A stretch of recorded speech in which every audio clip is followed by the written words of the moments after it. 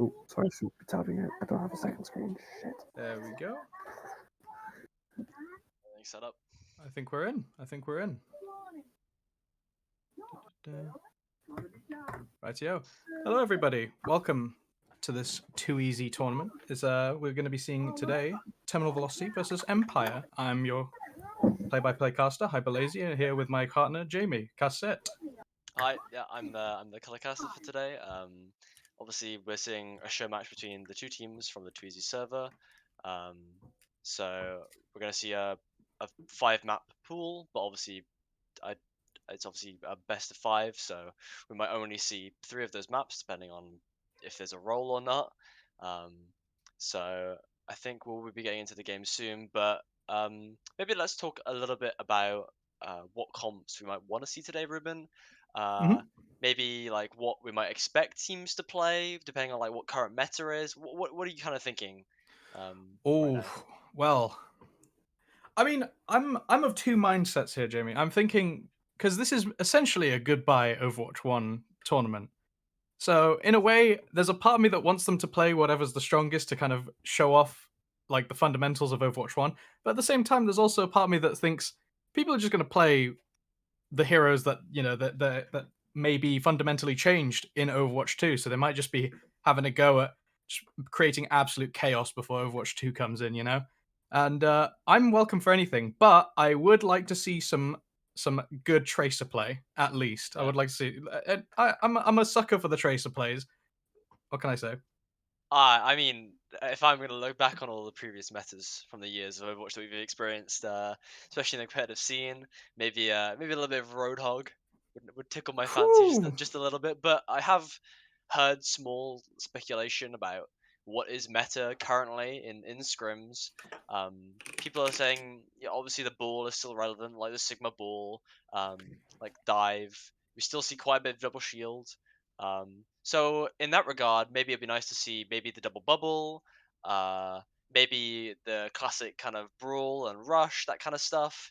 Stuff that maybe isn't played as often on certain maps, but maybe teams will play it just for fun. I'm not entirely sure how competitive the teams are going to take it, but hopefully they'll have a fun time regardless. So, but yeah, tracer play would be very, very nice. I think a little bit of Hog, maybe of Arna. I think I'm just being very biased here, even, but I think that's just that might just be my experience as an Overwatch player. Yeah, the Stockholm syndrome does take one who plays a lot of hog. But anyway, so it looks like we are getting ready to go into the game. So I guess for now we just gotta wait and see what's to arrive. We haven't, spoiler alert, we have not seen these teams play prior, so this is going to be a new experience for us as well, and we hope you'll stick with us through the cast. It will be a little bit rocky at first, but hopefully we won't butcher the names too badly. But I am hoping to see some good high quality level Overwatch being played here. Seeing as it is a kind of a tribute goodbye to Overwatch One, yeah, honoring those compositions that we're never ever going to see ever again. Yeah, With the double tank, is really really important here. So my eyes primarily, although we said yes, I want to see the Tracer and the Ana play, will be on the tanks in this matchup, Ruben, because at the end of the day, that's what's going away in Overwatch 2. So the synergy between the main tank and the off tank, that's what I'm going to be primarily focusing on during the stream. Although obviously the other players will be important as well, but that's what I'm going to be my eyes on for definite. yeah. So, I do believe that what we're going to be going into is, first of all, we're going to be going into Busan. We're going to be starting with a control map today. So, what do you think each team can possibly do to edge out the other on a control map, especially since the symmetry of the map is what it's most famous for. So, in the end of the day, the difference makers recently have been Symmetra and Lucio speed boost. Not so much Lucio recently, but Symmetra TPs have been quite prominent, especially on these control maps, seeing as it gives them an edge over the enemy team. So what's your opinion on what they could do to possibly further integrate the sim into their gameplay?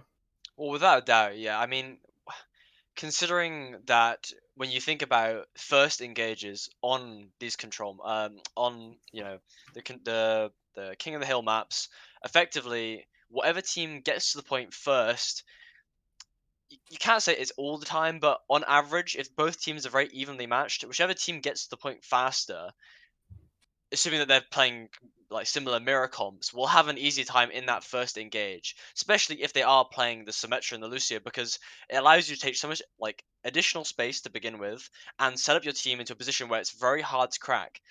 We see it a lot on Lijiang in Control Center. With the Sim and the Lucio, where you'll see the Rhines or maybe the double shield get played, and the teams will rush to the point, and whoever gets to take that space first with the Symmetra and the turrets will effectively make it 2 times harder for the team to attack the objective. But on Busan, obviously, as you know, the map is, um, I would say, it's a little bit kind of more open. Then so there's a lot of more sight lines you have to be careful of, especially when you think about maps points such as downtown.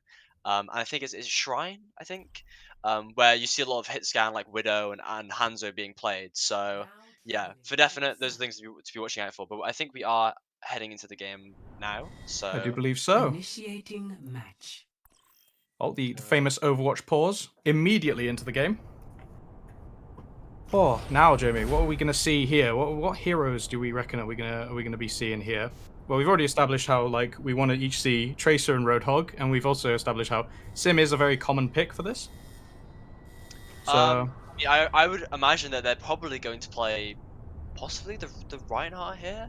Ready for battle. But ooh, I'm seeing a lot of different switches here. I honestly think that we're gonna see a real mix. I mean, currently, assuming that realistically they're not going to be playing team comps we're looking at currently, but to see two teams come out on two completely different comps would be very, very interesting, because usually on COD you do get the mirror quite often or not, because teams kind of have a similar idea of what they want to play. But yeah, I guess it is the rush mirror. well, we do see that the Sim TP has come out from here, from this team here, so we can see them engaging in the fight here. So apologies for the bitrate, folks, but we are going through it. So we can see the Ryan pins in to engage. It's a very rough team fight here. Sim's got her turret set up, but they've been taken out one by one. But Asp is taking them down. One headshot, and that opens up the team fight for the rest of his team. I mean, when we looked at the two teams coming out of here, obviously they're just getting cleanup now. Cleanup, but you can see Asp the first few picks there. The Sim realistically should have been the better pick here, just on the basis that it allows you to take that position space much faster. But if you can pop off with the capacity, you know, it helps your team win. You can't really do anything as quick ahead, you know. Yeah, man. It's what can I say other than this is honestly quite. I wouldn't say it's one-sided. Honestly, Asp seems to be getting pick after pick to trade back and forth, but the rest of Empire just aren't seeming to follow. Oh, and we got the famous pause. Pause. Well, let's just quickly speak about what we just saw then, because it gives a little time to chat about it. Yep. Both teams played the Mei. Both Meis built ult pretty fast. Obviously, we've already seen one ult come out.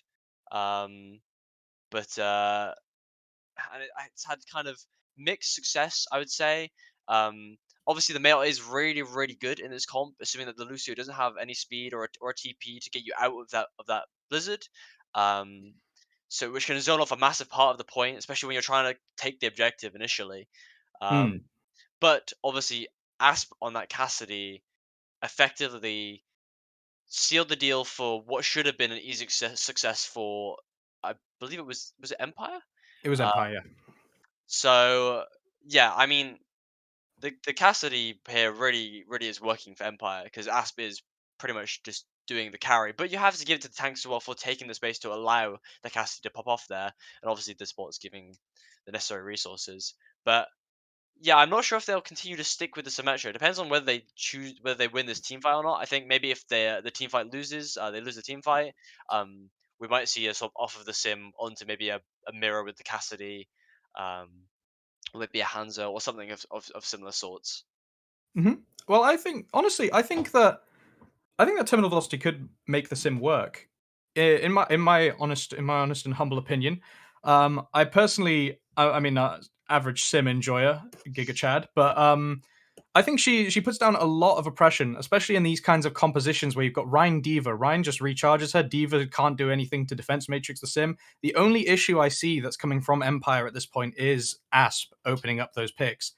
But we'll have to see how that goes for the long run, because getting 2 picks in Overwatch, especially in 6v6 environment, it's not always a guaranteed win. That's very, very true. Yeah, I mean, we've seen it before. Teams will open up with an impressive engage, like we just saw with Asp. Effectively, what you think would be a team fight over.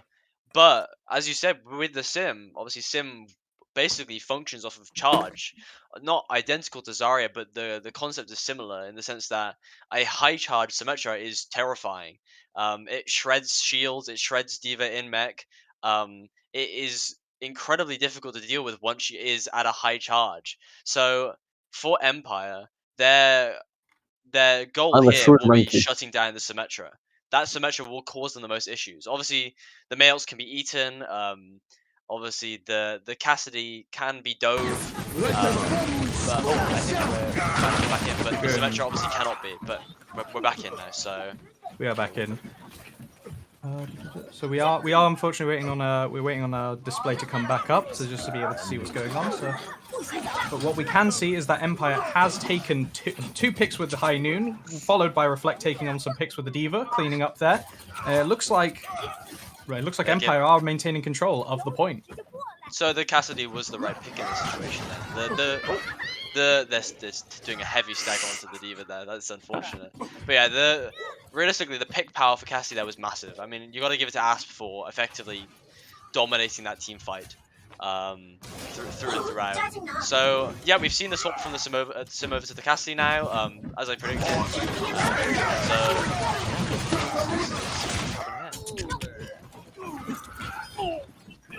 Sorry, folks. We're just trying to discern. My eyesight's not too good, seeing as we got a small display at the moment due to technical difficulties. So we're doing our best to bring you the content as clear as possible. But unfortunately, we cannot seem to see much. Oh, there we go.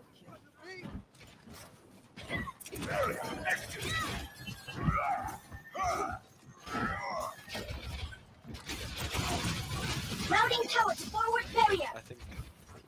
Hi. Audio issues.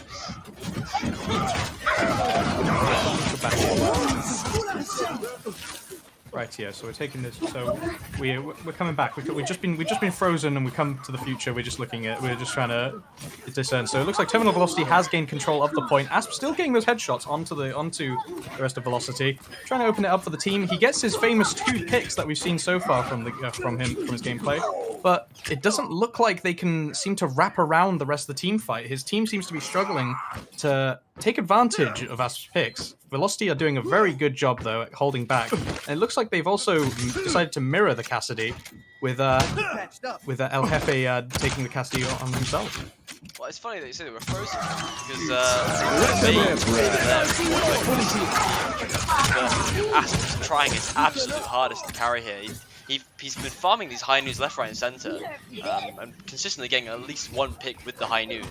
So, I mean. Oh. But obviously, losing him early in that team fight is tragic for Empire because he obviously is the carry pick here. Well, we can see here that it is just a bit of a rough and tumble here. The shatter does come out from fake FDD, and just that opens up the team fight just for Terminal Velocity just wipe out. It looks like we're going to be seeing a reverse sweep from this, from 0 to 99 all the way from Terminal Velocity here, Jamie. And I think that was a bit of a misuse of ults there. So obviously the Mays have been farming ults left, right, and center here, but Reflect used the ult in that team fight, hoping to use it to take space, to hold off on the objective, and effectively didn't really get much done. I mean, FTD is effectively walking over the entire backline of Empire here. Well, there's not much else to say there, Jamie. I think minus the pick off FDD, it looks like Terminal Velocity has just secured themselves the momentum to win this round for Busan here. We saw the Empire coming out with Asp changing heroes every rotation of the moon here, from Cassidy to Sim, then to Doomfist. Where, unfortunately, it doesn't look like it was going to prevail. Well, I think if we look about what just happened, I think the problem for Empire, what happened there, is that even with one or two picks being up on the board for them, with Asper getting them on the Cassidy, they're struggling to win the general neutral game outside of just the Cassidy duel here.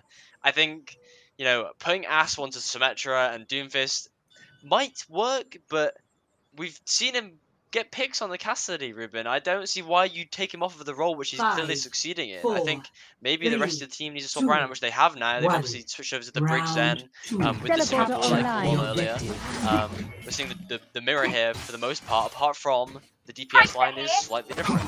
Yeah, we're seeing Asp taking the more long range hit scan here, with Reflect trying to back him up with the Tracer pick. As we can see, they've got a Brig Zen on each team. So Tracer's going to be a very viable pick here, and we'll just see how it goes. Real just poke damage going out here. Oh, but here we go. We got Buckethead, sorry, Buckethead going in and taking out a pick from Empire, taking 2 picks from Empire. The support line has been wiped, but Silence takes the rock to Buckethead personally, and we can see that it's just a bit of a retreat here, Jamie. We're getting not much of a bit of a pokey battle. They take their losses and they come back and they regroup. They're trading left, right, and centre here. It was 2 picks for 2 picks, but El Jefe is taking picks left, right, and centre now, and it's up to effectively Reflect and the Ball to recontest the point here. But I think they're going to regroup and wait until they've got their other players to return. But I think this is where the Soldier outshines the Ashe, is that the Soldier can put out a constant level of damage, whereas you pick the Ashe primarily for the potential of the, like a headshot or the dynamite splash damage. And there's a early pick on FTD.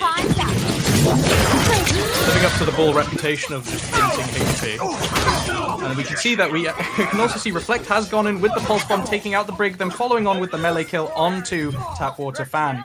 And that has just opened the rest of the team fight for Empire to come in and sweep the point. For once, it actually does look like they're making an effort, with the Brigitte contributing 2 kills to that team fight here, Jamie. I think the Brig there was exceptionally important, but we should not overlook Silence on the Sigma. I've been watching kind of how he's been playing, and he's been consistently attempting to peel for the Tracer in the back line. Obviously, we won't get the block on the Tracer on the first point, on the first cage, and we struggle to deal with the Tracer just there. It might have just been a final blow, but the final blow is still important because it shows that they're focusing in on peeling for their back line, which is very, very important for keeping this combo alive. Well, we see, at the moment, we can just see the poke battle between the Sigmas here, taken to the left, which leaves the right side very open. But we do see the Graphitic Flux coming out from Silence, trading the Transcendence from Misfit. And that's just cancellation of the ults there, so we can see how this team fight plays out now that the trans is over. Trans has come out from both teams, I do believe. We do see Buckethead going into the backline and taking out, I believe that was Tapwater Fan.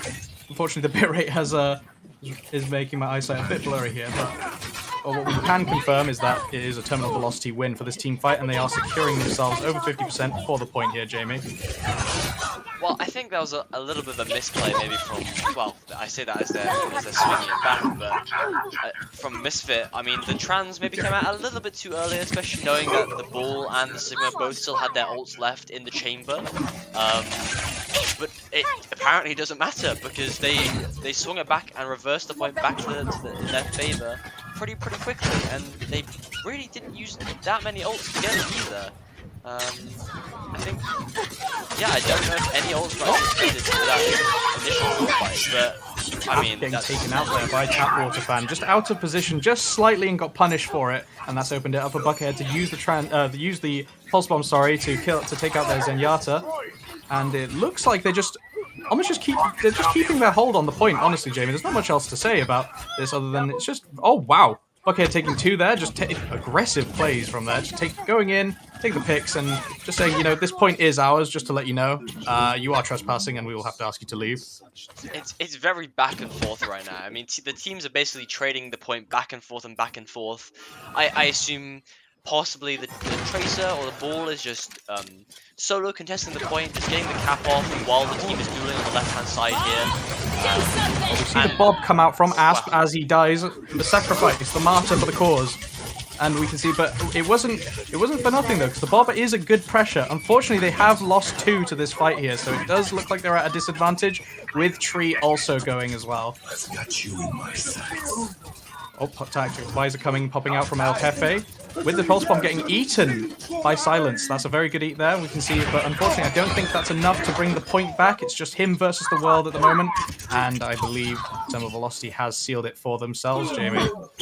I would agree. I mean, it's maybe quite frustrating to watch that happen because I would say that both teams played that fairly well. I mean, there was a few maybe like early ults here and Play there, of the game. but I think the reason that Velocity came out on top here against Empire is I genuinely do think that the toolkit is benefiting here, especially for dealing with the Double Tracer, for pumping damage into the ball and the Sigma. I think it just works slightly. I mean, we're seeing it here as El Jefe gets play of the game. He clearly pulled his weight on that map, but you know. There's certain players that we should give credence to. As I said earlier, Silence, he ate that pulse bomb in that final engage, once again showing that he's attempting to peel for his backline, but peel for your backline only works for as long as you can peel for. It sounds very Yeah. reductive, and it is, but if you have half of the enemy team diving one of your players and you're attempting to peel, it can be quite difficult, especially when it's Tracer and Ball, and there might be a Discord on your target. It's incredibly difficult.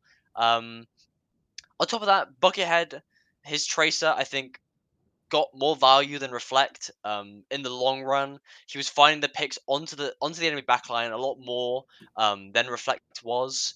Um, in terms of supports, what do you think? Because I think that both teams use their ults fairly. Obviously, it's kind of hard sometimes to see the value you're getting out of your support line unless they're getting pure pick potential. But how do you think the support line did here, Ruben? Because I think they did pretty well, but maybe a few changes I would have made to the game plan that they took. Well, honestly, Jamie, I think the best way to explain it is that the supports did their job. That was it. The Zen saved their transcendence for the to counter ults, and the Brigitte used the rally to aggressively engage in the team fights. But in my opinion, I just think that it was very samey from both support players. I believe a Tapwater fan did make some appearances against the enemy Tracer. I believe it was Reflect who got occasionally quite out of position. But I do also on Asp getting caught out of position by the enemy ball. Sorry about that. Got just frog in my throat. But yeah, no, I think the support line has been doing their job. But what I do believe is that sometimes I feel like the team just isn't cohesively working together, especially since showing from Asp on Mecha base getting 2 picks every fight. I have to see a bit more from the support line, but the brig roll on support especially, it doesn't leave much to be desired, especially for a shining star on the roll. I mean, Brig can be the very quiet carry for these team comps. When you're playing the ball comps and you're playing the Zen Brig backline, obviously the Brig, I feel like doesn't really get talked about enough in these compositions. I mean, it's often only ever really talked about if they, maybe get an impressive like 3k on Brig, which doesn't happen very often, if ever. But really, the Brig is incredibly important to this team comp because it stops the Zen from being perma-dived effectively. If you want to play the Zen in this composition as opposed to something like a Baptiste, um, or maybe an Ana, I'm not really sure why you would, but um, the Zen has to be paired with the Brig on the pure basis that the Brig can peel effectively for that Zen. So when you're playing the ball, you can obviously shield bash, you can flail, and so it doesn't have to be up to your other DPS or even like as you saw with Silence on the Sigma to consistently be peeling for your backline because if your Brig is doing her job, um, and she is effectively peeling well for your Zen, then your Sigma can focus on doing other things. Your DPS line can focus on doing other things. They don't have to keep turning around and peeling where it's necessary. I think that's why potentially Velocity won. Um, Obviously, it's a bit hard to see in the moment without going back through the VOD and seeing exactly what happened. But an inkling tells me, Ruben, that that might have been the reason why. Um, Besides just pick potential here and there, um, and we didn't really talk about it much, but a fairly dominant Reinhardt from FDD True, on true. on point A, on the first control point there. Um, Really good, taking the space, being aggressive when needed to be, getting the pin, obviously the stagger onto the baby diva, which would be considered BM in scrims, but obviously this is a tournament, so it's fair game. It's the end of Overwatch 1, Jamie. Come on, let him have it. Let him have I, it. staggering is always fun to watch because you know that the diva player is in sheer anguish. Oh For yeah, what's oh yeah. happening to them. No baby diva or diva player in general likes being staggered. But that is unfortunately what you get for dying last in the team fight. But yeah, I think it was still close, especially that second map. Um, but I want to see. I mean, what do you want to see for the next map? Besides, Ooh. what do you want to see? Who do you want to see coming out on what? Effectively, that's what my question to you, Ruben. Well, we'll be seeing. We are going to be going into Hanamura next. So speaking of goodbye to Overwatch 1. Good riddance, in my opinion. No bias. But well, for 2CP, I'm expecting. Honestly, I'm expecting a bit more dive for Hanamura. I'd expect a bit more dive from the attacking teams. I think maybe Ball would be quite viable, especially on the opening gate for Hanamura. It would be interesting to see how the teams play it because I know that there's a massive misconception that everyone has to play Ryan Zarya when you're pushing into the choke on Hanamura. Like, oh, go Ryan Zarya, go Ryan Zarya. I get it endlessly in my ranked games, but I think that there is a place here for the Ball comp to come out. Not sure what the co-tank would be, but yeah, I'm hoping to see FDD raging on that hamster. I mean, I would quite like to see maybe a bit of double shield. I know a lot of teams kind of frown on double shield being, seen as quite a boring comp to play, but I always do quite enjoy watching the double shield matchup, but just on the basis that it is a real test of synergy between the tanks. Obviously, we see synergy in other compositions, like we saw with the Ryan Diva. It's important that the Diva is peeling for the Reinhardt and the Ryan is taking adequate space. But in the double shield, besides maybe dive, I really do think that an incredible synergy between the tank line can really make or break a matchup, especially a very close matchup like we've just seen. The pulls with the combined with the rocks, comboing your pull into your teammates' ults like Dragon if you're playing a Hanzo, or with Dynamites if you're playing the Ashe like we saw Ashe play. Um, Obviously pulling into Flux as well, knowing when to bongo with your Baptiste, potentially using window at the same time if you want overkill. I would love to see some double shield, but I agree that we probably will end up seeing probably more of the ball, which is never a bad thing. Um, but maybe just maybe we might see a non-mirror here, because as you said, Ruben, there's so many comps you can play on this map. So I'm very very interested to see what the teams are going to come out with here. Well, we shall see very soon because it looks like we're about to jump into the Hanamura game itself.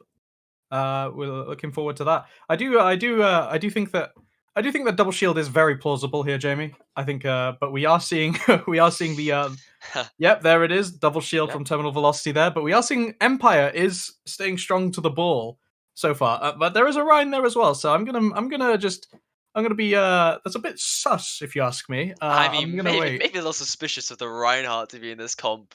Oh, Um, have you never seen I the Rhine ball Dive plays? Reinhardt, yeah, the Dive The Reinhardt. dive heart, the dive The heart. Dive Heart, of course. That's probably what I get called in my ranked games as well. But I, yeah, I'm glad that we're seeing the double shield here because I do personally believe that it is the best comp to run on defense if you're playing Hanamura here, especially with the Baptiste. It's just incredibly hard to pierce through that small choke point.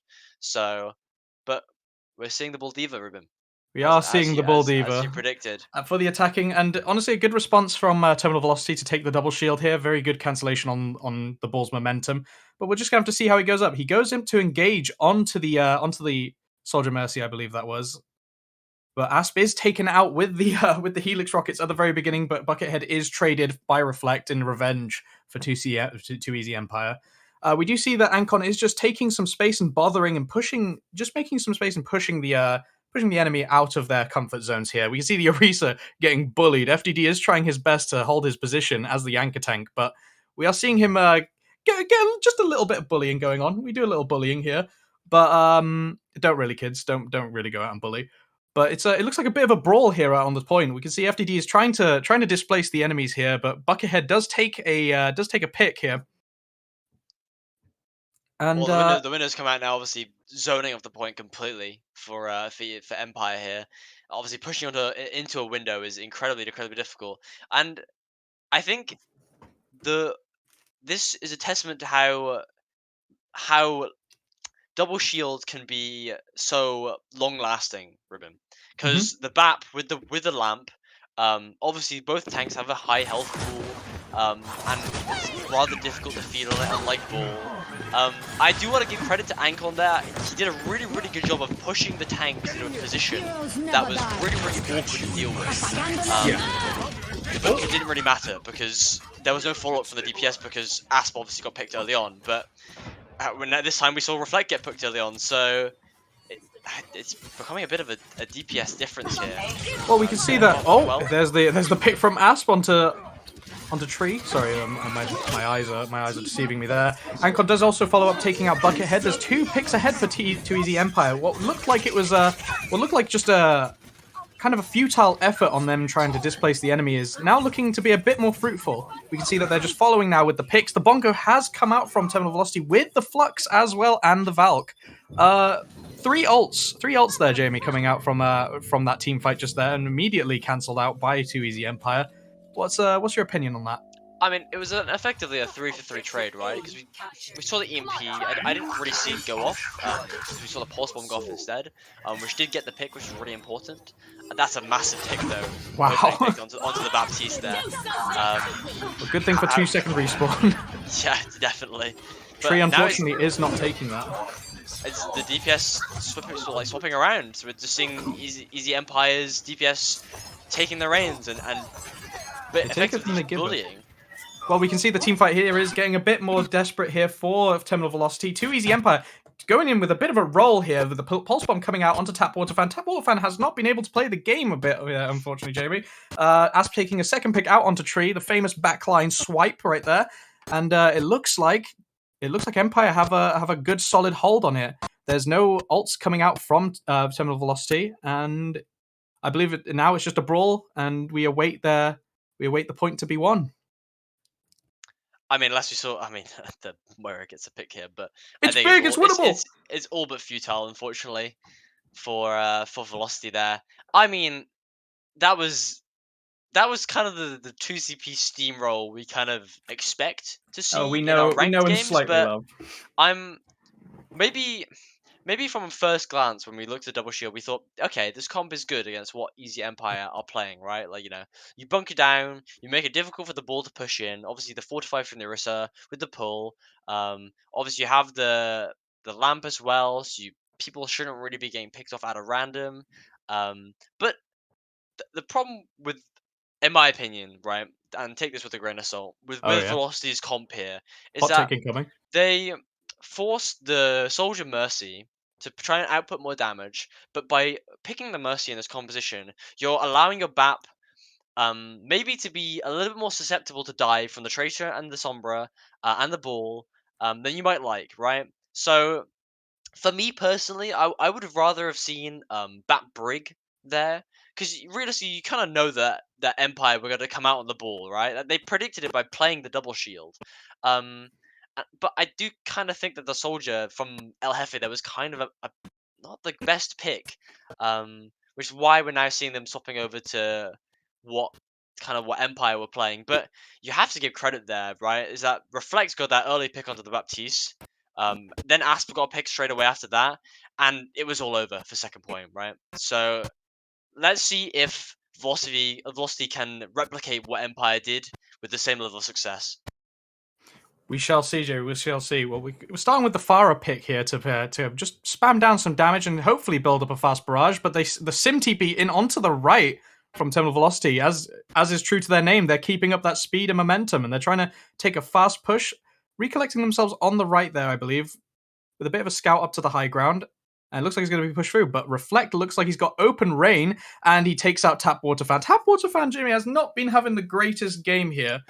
He's been having a very hard time, and I think that might be now because they are playing the brig Zen into Pharah. Obviously, they couldn't have predicted that. It's impossible to know what the enemy team is going to be playing at all times. Well, But I think why Empire's Pharah Mercy comp is working here better than the Soldier is that you can chunk in a lot of damage, right? You get the splash.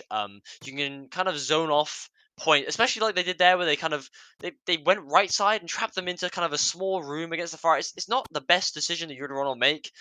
With the ball deep, you want to be taking maybe a little more open space. Maybe going in through main as opposed to through the right there, as we're seeing FDD do right now, and putting pressure onto the point. So oh, that was a and bit. that's That was a the miss. We do a bit of a mishap there with the positioning. Got caught out by the Orisa pull and immediately punished by the Rock. but The Rock is in the Accretion, not the famous wrestler. the actor, yes. Yeah. But it doesn't really matter because they've taken the picks now.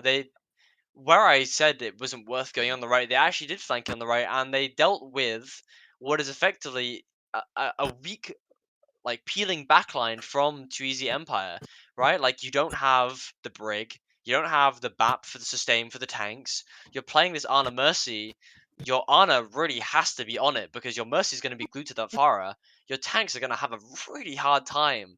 So I'm not sure if I 100% agree with the pick here, but obviously we know how hard it is to crack point B Hanamura, so Velocity are really going to have to look for those opening picks with the Pharah, with the Tracer, to win this team fight. Well, we'll have to see, Jamie, because we do have Terminal Velocity's tanks both coming up on their ults to match Too Easy Empire. Unfortunately, Too Easy Empire does have the edge on the Farah Barrage, which has just come out now to take out FDD in a solo attempt there. Tapwater Fan getting picked once again out of the fight, Reflect taking 2 along with Player, and I do believe that Too Easy Empire have just sealed themselves the deal with only 2 ults, I It believe. was Sorry, two, yeah, it was the Nano onto the Barrage, effectively, which is, it's it's a worth it. It's needed. worth it in the end. It's worth it when you're considering that you're not playing a diva to peel for certain shots, or like Oh, kind of camp a hit scan, even though they don't really have a. Well, they do. They have an Ash, so. But it doesn't really matter. The Nano is too powerful. well, Reflect just taking out El Jefe and Tree, the pharmacy duo outside, just putting out that dominance there, just kind of saying, this is you know what game we're playing, right? This is not your playground, kids. So we can see that we Too Easy Empire are having a much easier time here on second point. After an almost immediate roll from Terminal Velocity, it's taking them quite a while to regroup their efforts, but they are coming in with 2 more ults. The pharmacy ult duo coming in with Buckethead also building up a pulse bomb. Player does engage here with the nuke and takes out Shah. Is that correct? Wow, following with 2 more picks onto Reflect and Misfit. And Tree rezzing El Jefe here into the fight, bringing it out. Bob does come out from from Empire and takes 2. Asp is famous for his 2 picks here every fight. Player does wrap up though with 2 more picks here. It does look like Velocity are going to be taking this fight. I think it'll actually be restallable by Empire here. With the faster spawns coming back, as we're seeing right now, they're pushing them straight off of point. Well, they've managed to put in every ult possible and build up the Farah Barrage and the Nano again. So we can see that they're kind of investing in their ults for the future. Oh yeah, Jamie, they've built them up and they're going to save them. I don't think it's worth them for using them here. And we can just see them clean up. This is the difference between Empires and Velocity's compositions here. Is that Empire's comp is a lot more sustainable. The Zen for Velocity is gonna have a really hard time. Tapwater Fan, we've seen him get bullied this game a lot, and we're probably gonna see it a lot more for the rest of these team fights because there is no really peel besides the Diva. Like, you can't really peel for it. Like, you don't have the Brig there to peel for you. I'm not really like you want to play the Brig into the Farah here. But effectively Empire could just stall them out, right? With the ults, with the Nano Barrage, with the longevity of the tanks, they don't have really to do anything. Well, we can see that ults have come out. Barrage has been used alongside the nano boost there. Buckethead did use his pulse bomb earlier and did miss, I do believe. So there's not much value coming out from the ults here. Ancon has decided to use the bongo to kind of just secure the point here. Unfortunately, it doesn't look like it's working with Asp taking out for FDD. And it just looks like El Jefe has got the upper hand here on the high ground. He's kind of when you leave that soldier out, he just has that free reign. Asp is trying to battle him there, but there's not much he can do, especially with that biotic field down. And it's just open rain for El Jefe. Unfortunately, the rest of the team cannot really sustain, so El Jefe has to back out, and that is a too easy win. A too easy Empire win again.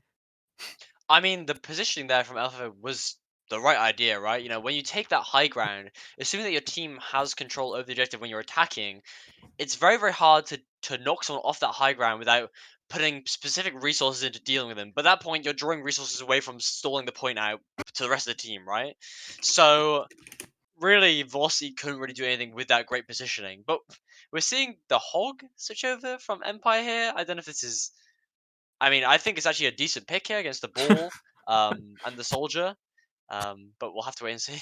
Well, FTD has used his mines up on the top high ground on the right there, just to kind of clear out some space. But it looks like they're just kind of sitting there idly, being dealt with by Empire.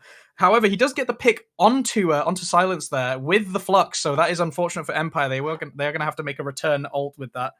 The pulse bomb does come out from Reflect, hitting nothing. Unfortunately, it is a common occurrence amongst tracers. It's kind of like the Earth Shatter with Reinhardt. Player does take out Shah again with the single bomb on the Diva. Tree being traded as well. Mercies are both off the teams. Buckethead does take out Asp in return, but it looks like Empire is just edging out over the picks here, Jamie. I mean, they have the fast spawns again. We saw this in the last two team fights. We saw from this team, you know, with the fast spawns, assuming you don't get a team wipe, it's incredibly hard to instantly take point B.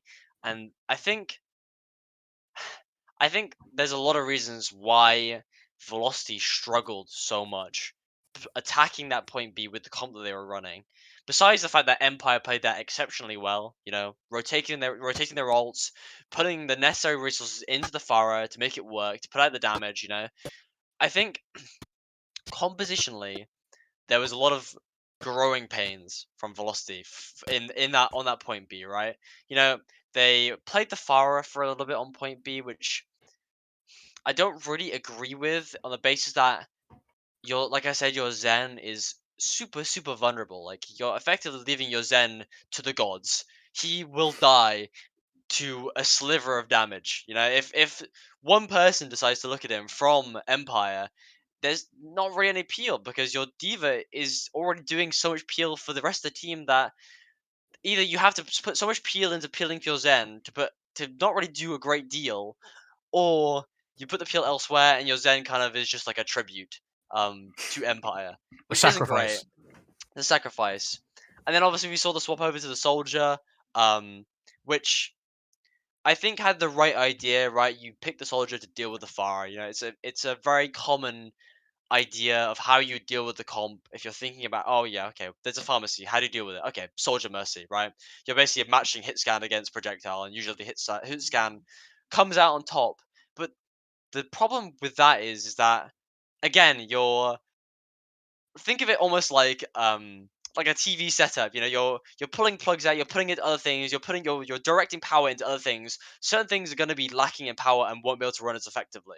And effectively, when you're putting all your resources into El Jefe, hoping that he'll deal with the Farmercy, and then he struggles because he has to deal with double shield and potential sleep and nade from the Ana, as well as the damage resistant pharmacy and Asp taking a backwards position far away from the rest of the team, you can't really do anything. And I would have liked to have seen Velocity mirror in that situation. When you understand that the Pharah isn't working, the Soldier isn't working, you can't deal with the pharmacy, just pick the double shield. Just play the BAP. Just play more things that you can do to look at and deal with the Pharah and allow your team kind of environment to better itself, right? Because sacrificing players and overusing resources is never gonna succeed. It's never gonna Your team is never gonna win that unless you have a clear team difference. But when we see these two teams, Ruben, who are very, very similar, and almost how they play and how they think, they're playing mirror matches a lot of the time. Um, you just can't be doing it. It just doesn't work, right? Mm. I mean, I want to hear what you have to think about. What do you think they could have done to win that second point more effectively? What is Cap's second point in general? Uh, well, in my opinion, I think there was a lot of wasted ults there, and there was not a lot of team cohesion, if you feel what I'm saying. Yes. I saw that there was times where Buckethead went in and just attempted to just take a single pick before the team had even reached the top right high ground in some circumstances. So I feel like there's a bit of a lack of transitional allowance between the team members. So I mean, who am I to judge what's actually going on in the locker room, as they say? But I do believe that we are seeing a bit of an alt disparity from terminal velocity compared to Empire, as shown by their second point defense. Um, we saw the mines from FDD, I believe, come out just to clear out the high ground, but no real target there, unfortunately. I think it's plain to see that there is an attempt to just keep on adapting from Terminal Velocity and from Empire both. They're both attempting to adapt, especially on the non-tracer roles. But it seems that it's just the communication and the alt differential that made the difference for Empire to win that in the end for me, Jamie.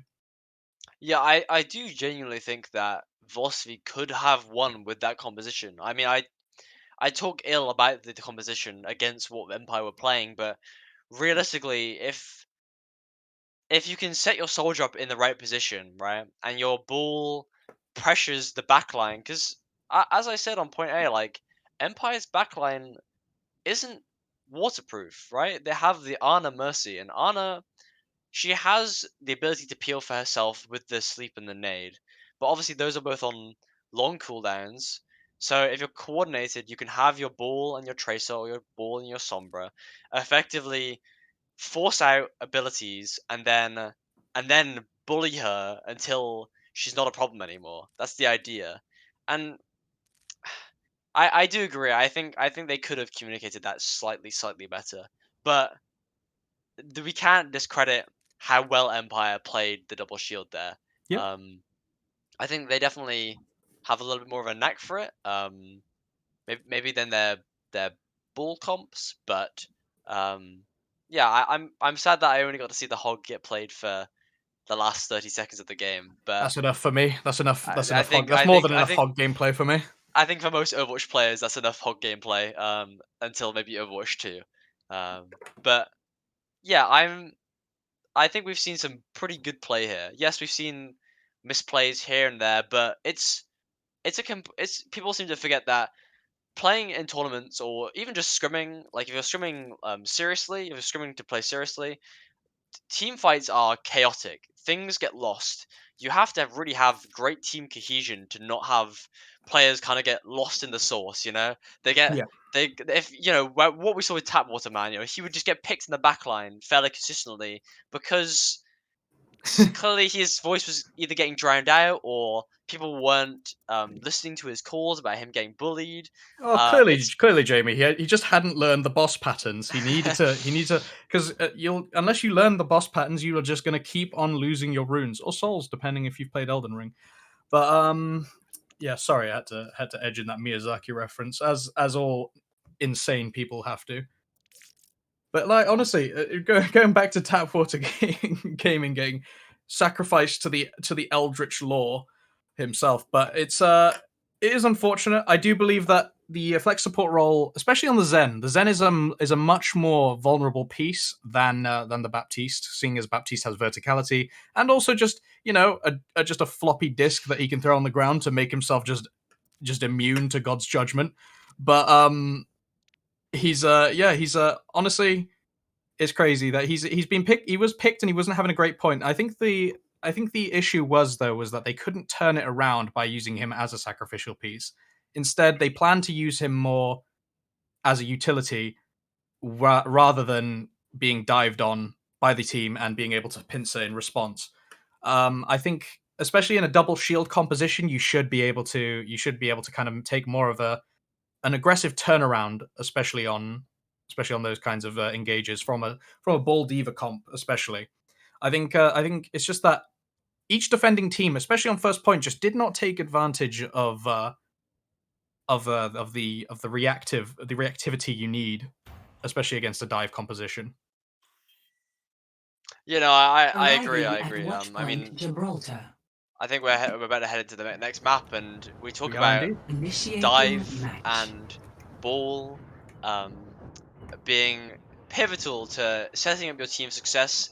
And as we say that, we're going into Gibraltar, Ruben, which is maybe not my personal favorite map, but Really? it's still a great showcase for Monkey Diva, Ball Diva, because Ready for it's battle. there's so much high ground that you have to take. There's so much elevated space that you have to consider when you're playing these compositions that the Ball and the Winston and the Diva just are integral for a team success on Attackers this map. incoming And I in really 30 am, seconds. as I said at the very start when we started the stream, is that I'm going to be looking at the tanks here because at the end of the day, I think in this matchup, Nothing to worry the about. dive, Unless how the there's monkey something and the to diva worry handles about, the dive or the as Dr. peel if you're Liao defending, always said.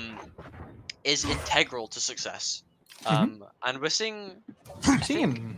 a mirror. For the most part, I think we've been 5, seeing a mirror here. 4, Oh 3, no, 2, or Well, not. completely Actually. different One. DPS line here, Jimmy. I do Yeah. think that Incoming. we're seeing reflect on the Echo with Stop a the Brig pain. on a heal, so we're gonna have to see a very conservative Echo gameplay here. I think. So we are seeing here the engage onto the bridge, the classic Gibraltar play style, especially with the dive tanks. They're going up and they're just poking in, taking it back. Shields have come out from both Winstons, I do believe, but it looks like Ancon has taken the offensive, and Reflect has taken advantage of that, taking out El Jefe and Asp winning the Tracer duel there. It looks like Easy Empire are going to just take the high ground. Oh, but not without a fight. Tree and Player taking 2 in response. I think there was maybe a little bit of brain fog there, actually, that they kind of just overlooked the possibility that the team was going to flank around to the right of them, which is exactly what Reflect did. Obviously, Reflect and Ass both just flanked around and caught El Jefe out, who was kind of away from the team. You know, he was looking for a pick, but himself got picked.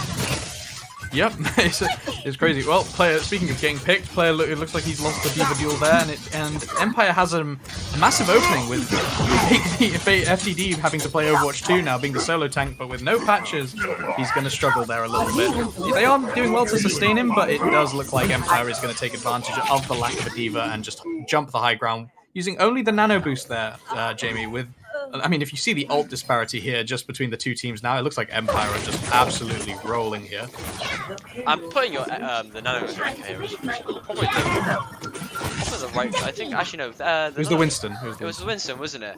Yeah, the Winston nano is always kind of usually your best bet because it makes him 2 times more tanky. And he can just chunk through damage, and he's just imposing. If you throw your nano monkey into the back line, like realistically, unless you land that sleep or that pivotal like shield bash, the monkey's gonna tear your back line apart. Like there's nothing you can really do about it. Especially if the Diva goes in and like any nades or sleeps that might possibly come out. Well, we see the ult come out from Player in, I guess, a zoning response. Ancon going in and is just immediately pushed into the backline, but he does Primal Rage to respond there. Taking out, I do believe he takes out Tapwater Gaming, Tapwater Fan, and the return onto Player as well, getting for the 2k. It just looks like Velocity are just struggling to find their footing here. They're throwing out ults left, right, well, they're just throwing out ults to kind of just attempt to zone the point rather than actually get any meaningful effect out of it here, Jamie. Well, they've popped both support ults, and I don't think we saw a great deal of value out of either of them. And this is just going to be a cleanup for Empire. I think the problem that I'm seeing here is that they really are just letting Ancon do whatever he wants. Yeah. We saw there that he legit just jumped into the back line and primed, and really your Ana there is vulnerable without the break to stop any form of, the shield bash or stop the monkey from straight up just diving it. I don't know where Shell was in that team fight, but definitely not with the Ana where she needed to be. Well, we do see that Easy Empire is starting to invest in some ultimates here. The nano coming back onto Ancon in the classic monkey nano sense. We did see Buckethead using his pulse bomb to no avail, but he does manage to get a pick onto Ancon there in an attempt to escape. It looks like Temple Velocity are actually have the advantage, Jamie, in the picks here. So it looks like they're actually finding their footing here, being able to maybe anchor themselves down a little bit more now that they've got the spawn advantage. And I'm going to give my credit there to Tapwater Fan.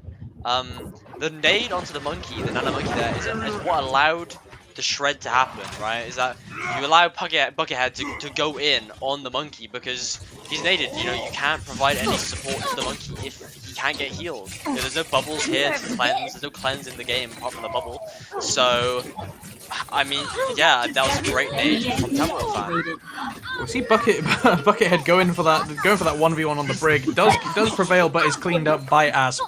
Unfortunately, though, it does look like, unfortunately for Empire, it looks like Terminal Velocity are starting to take a bit more of an aggressive stance here, taking those picks, kind of folding in on those aggressive dives from 2EZ Empire. Asp does get his odd pick there, but it's to no avail, unfortunately. I actually really like the Sombra pick here from Velocity. I think it's a really wise decision, right? So when you're having trouble with your backline getting dove, if your Sombra... You don't always want your Sombra to be playing kind of passively, but if your Sombra's playing around the team, right, is that you can effectively have a hack onto a diving in monkey, and there's nothing that the Winston can really do. You know, if you get hacked, you know, there's no bubble, you can't block the nade, you know, you can't block the sleep. It's tragic. Well, there's Tapwater Fan being sacrificed again as for a blood ritual. It does look like Silence is taking those picks there, but I think, well, unfortunately, Velocity just have a chokehold here. They found their place. They found what they're looking for, and they've said, you know what, this works for us. Let's just hold it here. They're not really going too aggressive. They're not pushing in too far in. They're just letting Easy Empire have the space that they've already taken, but they're not. Oh, we see Ancon going onto the Rhine here. It is a common strategy to go for the more brawly play style, especially on these kinds of flatter landscapes, Jamie, where there's not as much high ground emphasis. No, I agree, and I think, I mean, effectively, that was the backline. But 5-man EMP coming out there from Velocity, I do believe. And there is a wipe out there. There's a wipe out there following up, of course. I mean, with a 5-man EMP, if you don't wipe the team, it does end up just being a battle of fun. But that was good coordination there from Velocity. Empire are struggling. It feels like Empire is starting to find a lack of cohesion and understanding of what they want to do here. At your service. The momentum's kind of slowed down for them now. Obviously, the momentum going great into the first and second point, but now they're playing with Velocity's like terms. They're taking the high ground, setting themselves in a really good position. Realistically, Velocity's waiting for Empire to make a mistake and then punishing them for it. Like we're seeing here, the Rhine is. They're having to invest Lamb to keep him alive because what keep him alive? I think that was actually a bit of an over investment. I think that was an over investment there. We do see the flank heart going in, but Reflect unfortunately cannot get back into his spawn. It does seem the team fight is still going, but that's taking a pick onto Tree and then a following pick onto Tapwater Fan by the single bomb. And bomb coming in here from player, and it trades another support. The single bottoms onto support players here, Jamie, are absolutely phenomenal. But we're seeing player take a following pick onto Asp. It looks like Velocity is sealing themselves another solid if the shoe fits moment where they just they stick to their zone and they're saying don't cross the line. If you cross the line, it's over for you. It's done so. They're coming up with some big ults here while Empire is back and forth.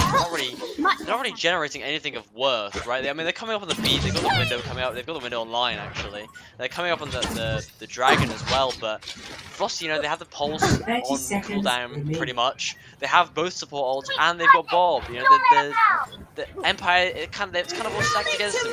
Like they kind of have to use their ults really wisely here, otherwise they kind of. We can see that Empire has gone for a bit more of a brawly composition here. Taking the Lucio Bap as well as the Rhine, and now the Symmetra to try and get a bit more of a fast engage here. It does look like the beat has come out from Shah in an attempt with the window and dragons following, and also bomb, I believe. Oh no, sorry, so they've just been demexed. But every ult in the workshop coming out here from 2EZ Empire to no real effect. We're only seeing 1 or 2 picks coming out of the team here, and it looks like Terminal Velocity are on their back heel, but not really fully pressured, if I'm going to be honest, Jamie. Well, now with the loss of their main tank, it does look like it's more open for Empire to just seethe and cope through this and hopefully get to the end of the point. And with 3 picks there, I do believe it's theirs. Kicking me a screaming though. I mean, it was a good last team fight from Empire. I'm not going to discredit there because they played that very, very well. But I think when I'm looking over the two teams here and how they just played the last minute of gameplay of what we just saw, I really want to highlight the divas, right? We Initiating saw Player get match. caught out a lot on point A and B, but I really want to highlight how well he did for peeling on point C, right? Whereas, not to throw shade at Silence, because I think his diva's been doing really, really well, is that your Hanzo got reflect on the Hanzo got caught out. I think three maybe times by the Tracer. Because there's no peel. Like you're not playing the Brig. You're playing the Lucio. They're playing Ready split, for right? The battle. Hanzo wasn't with the team. I don't know if that's on reflect. Being caught out I the loop or never wanting to thought play of a these. position further back, but you just get caught out by Buckethead on the Tracer there, which is Our world is not good when you're attackers losing what is for. effectively your in main 30 source of seconds. damage, like long range damage, apart from the Winston, Baptiste. I think one In the of these Hanzo, right? equations is And wrong.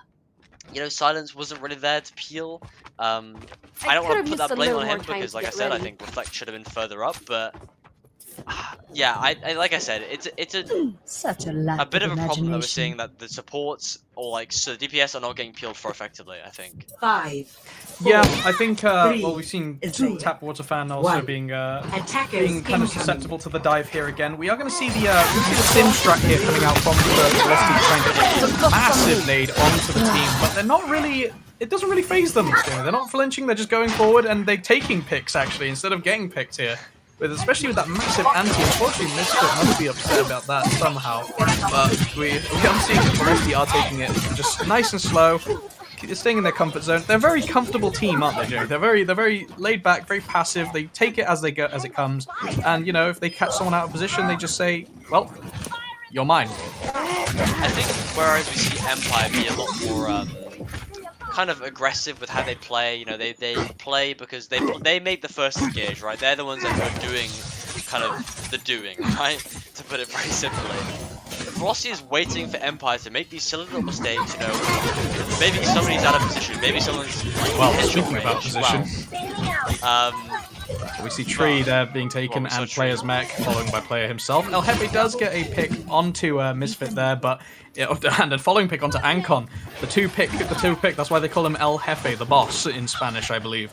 Primal does come out from FDD, but to no avail. Unfortunately, that's not going to get much done in the way of one pick. But we are seeing the ults are coming up for Too Easy Empire. It looks like they're going to have a very strong hold against their attackers. It looks like Thermal Velocity's velocity, in a way, has come to a halt at the moment. It looks like Empire has kind of found their shoe size, and they're sitting there, and they're ready to they're saving up their ults, with Ancon coming back up, with Primal as well. Nano does come out onto the Monkey here for a fast engage. They know the Monkey's down, they're willing to try and take that fight as quickly as possible. Silence does get demech there, and unfortunately is killed before he can remech. It looks like Velocity are just deciding to just take advantage, honestly, of Empire's kind of lacking of teammates there. Hack does come out onto Reflect there, and he is picked off. Is that a C9? Is that a C9? Oh, wow, they did. I'm not entirely sure if that was or not. I don't want to draw foul.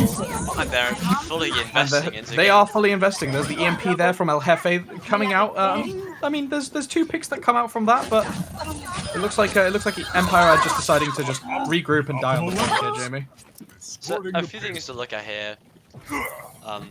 Credits to Asp consistently picking the Brig off in these team fights. Hey there. Regardless of what's happening around him. Really, really good. That's great for your tanks because the honor is effectively free low at that point. But I must say that Buckethead and Cafe are tearing the back line apart, along with the Nanos and the FTD coming in, and there's nothing they really do about them. They woke up to sleep there as well onto the Nano Monkey in that team fight. I think that was possibly Shah that woke him up, which is really, really bad because you're effectively just letting the Monkey do more damage than easily. But we're seeing the team fight stabilize here. We're seeing Empire coming out with the Diva Bomb there. Not getting much done, but it does look like it's just helped them kind of get a bit more zoning in so that they can retake their position. And yeah, Ancon coming out with the Primal Rage and killing two in there, hoping to demech the Diva here and stop her escape. It looks like we're going to see a bit of a stagger here onto the Diva. Here we go. There we go. Tickle, tickle. just with the little zaps of electricity, not to fully kill the D.Va, but just to add, just to immobilize her slightly. And there it is. They're a bit, honestly, that's one of the more merciful D.Va staggers I've ever seen. It was merciful, but it was still exceptionally long. That was a kind of an overinvest pulse bomb there. Pulse bomb coming there, but also pulling the bubble from the Winston there. So it does look like they're going to have to delay their chump just a little bit by about under 10 seconds.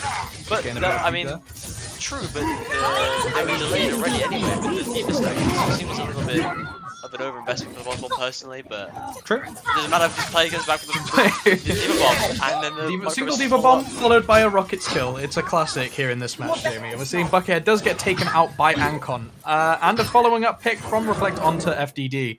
So it looks like there's just equal trades coming out from both teams here, Jamie. It looks like both are kind of at a stalemate on where to go from here. Ancon is trying to get a bit more aggressive here and going into the spawn here and just taking out Tree, and the other support is taken out by Reflect here. I mean, realistically, right, that should have been a win for Velocity there. They got the opening picks. They baited out the pulse bomb when really did nothing. Yes, you lose 4 seconds on the Winston bubble, but it doesn't really matter when you're already waiting on a D.Va to respawn after the stagger. So I think that was kind of very poorly played with Velocity. We're seeing them kind of, maybe that reactive gameplay is kind of struggling now when Empire is making less mistakes. Well, the EMP coming out from El Jefe there has immobilized them slightly, but they are edged out in the pick dimension here with Buckethead taking out Ancon there. And looks like Silence is going to be left for the stagger. Oh, no stagger there. They just want to get the point moving. They want to go. There's no BM here. Come on, guys. It's the last Overwatch 1 tourney, but we have some.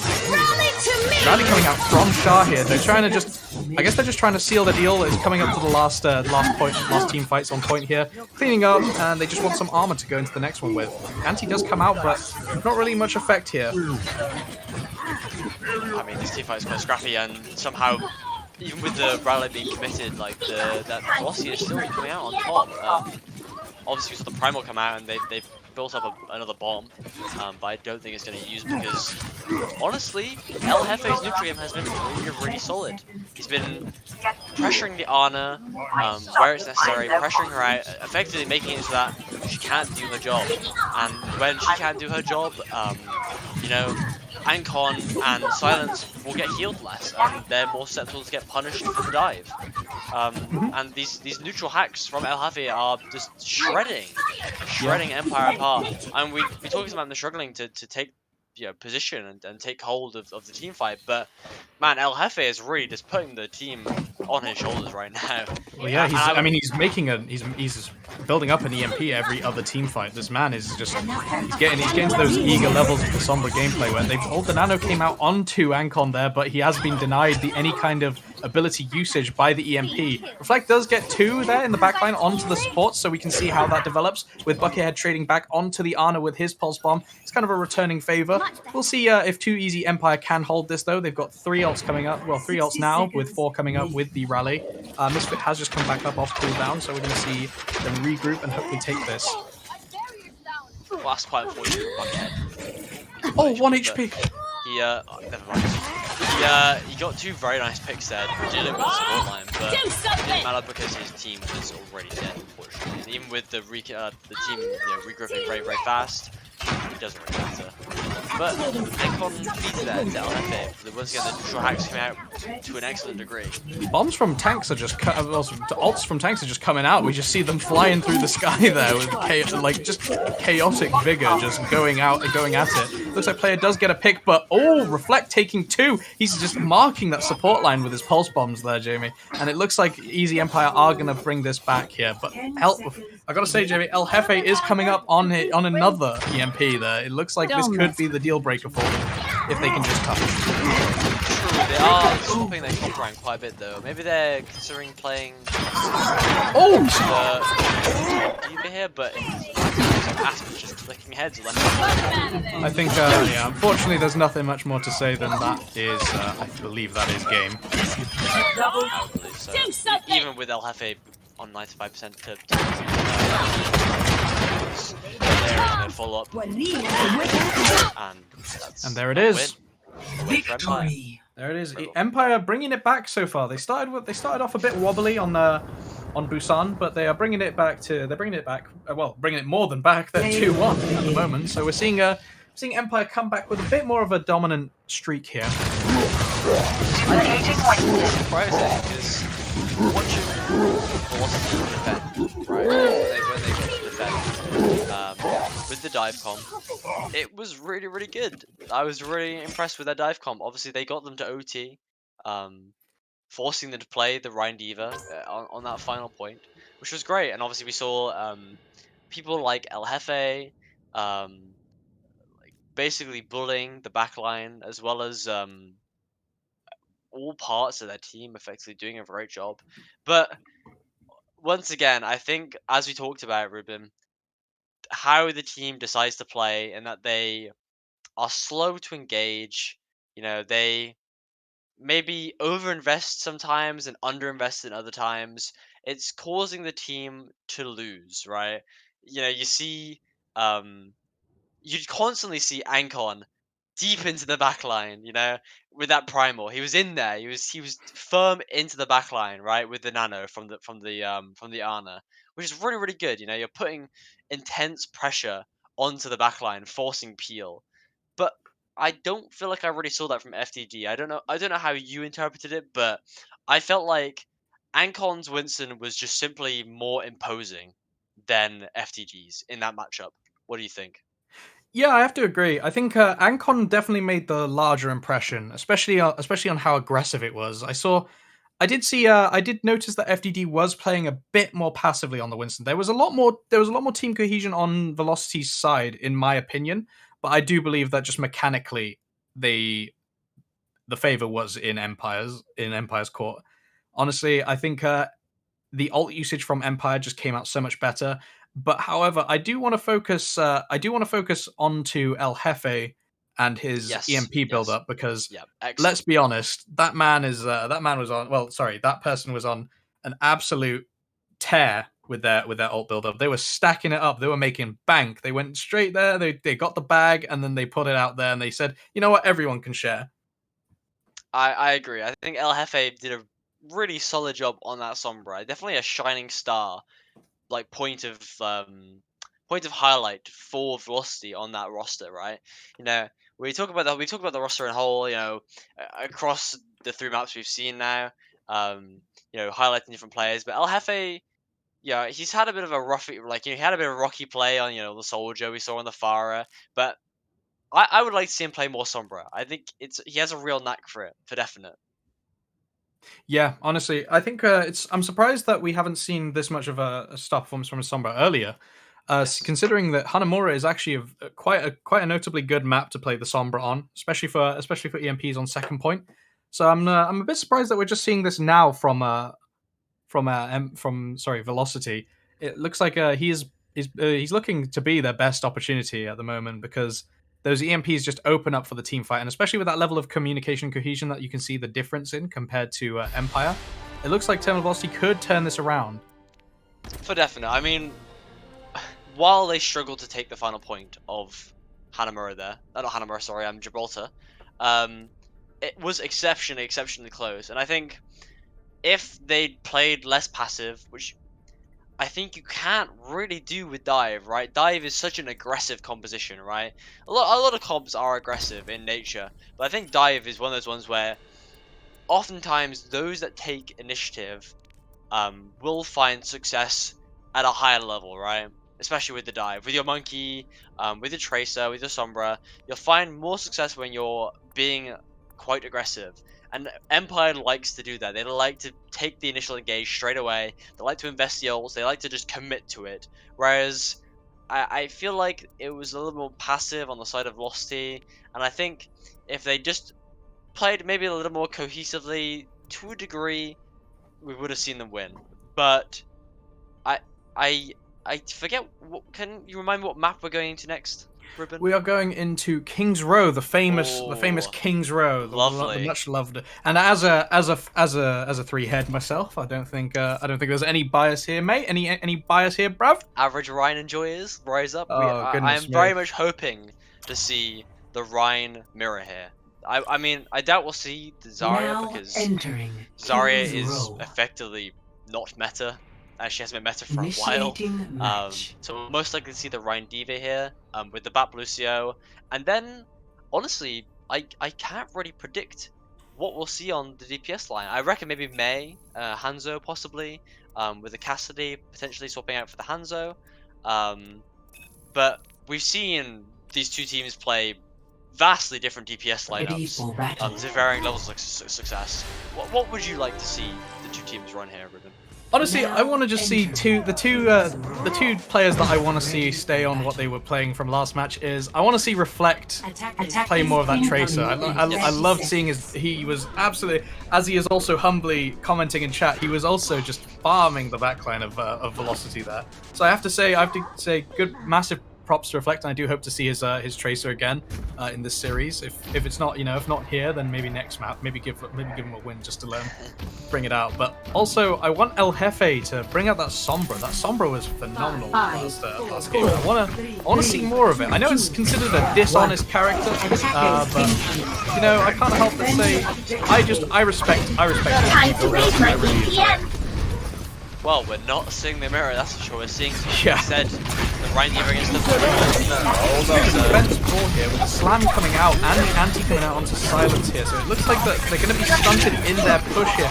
Not much coming out apart from just other abilities being taken out of the game. It just seems to be a bit more of a brawly game here. El Jefe having to back off, especially after player just got picked here. But they're looking to re-engage here, especially going over the Mei wall. But unfortunately, with both tanks down, it's looking like it's free reign for the Empire here. And they just put Asp back onto the Cassidy, which is such a wonderful decision because, as we've seen throughout this series, Ruben, Asp's Cassidy is possibly his best hero. Like, he just consistently hits heads, especially when, you have provided focus fire from the main right click and the back left click as well, and the field. Like, I don't really know what El Jefe is going to get done with Farah here, besides building that barrage, hopefully get a big ult. Well, unfortunately, I think Aspa's trees number more than El Jefe's here at the moment, and it is the job of the boss to protect their subordinates. It looks like they've managed to do so far with El Jefe and FAD taking a revenge pick for the beginning of the fight, but Empire have traded two back. El Jefe has brought the fight to their advantage by taking a car. We're just gonna have to see how this one plays out. It's very split team fights here, but it does look like Velocity are gonna edge out just over Empire here. There was a little bit of a misplay there from player as well. I mean, they got teammates pretty, but they definitely got overextended. And I think that might actually cost Velocity the next team fight, depending on how long they take to engage. Because without their defense matrix, there's. Well, we're gonna have to see there, Jamie. Coming into the fight with 5 ults from basically each team. The Mines has come out with the bomb, the pulse bomb, and the barrage, and the nano, and the Vault coming out from Velocity here. Only resulting in 1 pick so far, 2 picks now, but it does look like Empire are saving their ults, especially the Blizzard and the Beat. I'm not sure what for, but I guess they're gonna have the ult advantage now, seeing as Velocity decided to go all in and to the moon, as they would say, with the ult coin. Well, they just invested Beat, but that was actually really well played in Empire. While El Jefe got the pick, got 2 left, right, and Buckhead also got picked there. It didn't really matter because the sustainability of the Baptiste here is so important, like keeping the whole team alive, and Misfit did just that. Well, we can see the team fight coming in here. Well, we can see players just being frozen and bullied by the Mei. We are seeing the Mei. The Mei is coming in handy a lot, especially against these comps, especially with the Ball Diva. The multi-freeze is still a massive part of Mei's kit. El Jefe does take 3 in return, but we're gonna see that how split the team is now. But Tap Waterfan does finish off Misfit here. FDD's being brought back just to get that last touch onto the payload. Good peel there from player onto tree, saving them from the inevitable void that is to come from Empire. Empire aren't giving up here though, even though they are demeched here from with Silence being demeched here, but it looks like they're trying to Oh, and there he goes. They tried the stagger, but they couldn't get the move off, unfortunately. Honestly, good effort. Very messy team fight, but it looks like Empire are Velocity are doing a very good job of holding it back. FTD is kind of getting bullied here in the pub, trying to have a social gathering, but just getting absolutely wrecked there, as is the name of the character. But we're going to see him come around behind, and I'm guessing he's going to go for a mines, but it just looks like he's enjoying spinning at the moment, using up the 6-second cooldown of his high speed. Mr. Evers, silence actually 8 buckets pulse bomb, which is so Oh, wow. your backline alive. Well, here comes the mines out here to zone the team fight. Unfortunately, it doesn't look like much is coming out of it. Player does throw his bomb there as well, with Tree following with the Valkyrie. FTD does get a pick. Player eats Reflex Pulse Bomb there. Oh, sorry, Player, well, his mech does technically eat it, sorry. Yeah. My eyes deceive me sometimes, I apologize. But we do see that FTD is honestly getting pushed back and is not as offensive as we're seeing, as we'd like to see, especially from a ball player into this kind of more bunched up composition. El Jefe does come out with the barrage, and well, he said, you know what, if I'm going out my way. It looks like he's getting a lot of value, Jamie, against Empire, especially on the Pharah. We would, and surprisingly, against a very apt Cassidy, Asp being the apt Cassidy in this situation. It looks like they're just managing to play the Pharah just right, because they're not really getting punished as much for their aerial superiority as they could be. I mean, that's the beauty of this comp, right? Is that the ball and your Tracer, I mean, Buckethead's doing an excellent job of putting pressure on the backline, can effectively just go bully one half of the enemy team while your Pharah stays on the front line and just chunks damage in left, right, and center. As we're seeing right now. Throwing his pulse bomb to the roulette wheel and just saying, you know what, if it gets something, it gets something. He does, however, get Asp into the corner and take him out with Misfit following by El Jefe here as well. And it looks like, honestly, Jamie, Velocity just seem to have this choke. Once the payload reaches the corner, they just have it. They just solidify their position on it, and they just say, you know what, this is fine. This here is fine. Further up ahead, nah. I haven't really been able to pick up on too much, but I want to give I don't know if I should give credit or complain, but I'm going to give credit. I'm going to give credit to player here for peeling for Ana here, because if we're looking at the Tracer matchup here, Buckethead has been getting so much pressure put onto Shah and Misfit in these team fights, whereas you haven't really seen Tadpole Warfan dying to the Reflect at all. So yeah, big up to the peel here, or just big up to Tadpole Warfan for positioning really well. Massive big ups to both teams here for actually playing quite evenly trading, but you know, Empire is just getting edged out by Velocity, especially on this choke that the payloads come to now. Ults have just flung out from everyone. Asp is coming out as the soldier now, and Misfit switching to Moira just to try and get that recontest touch at this point. I don't think there's much effort in regrouping here. Buckethead just wiping out the rest of the team and just kind of securing that win there. And it looks like round 1 is over.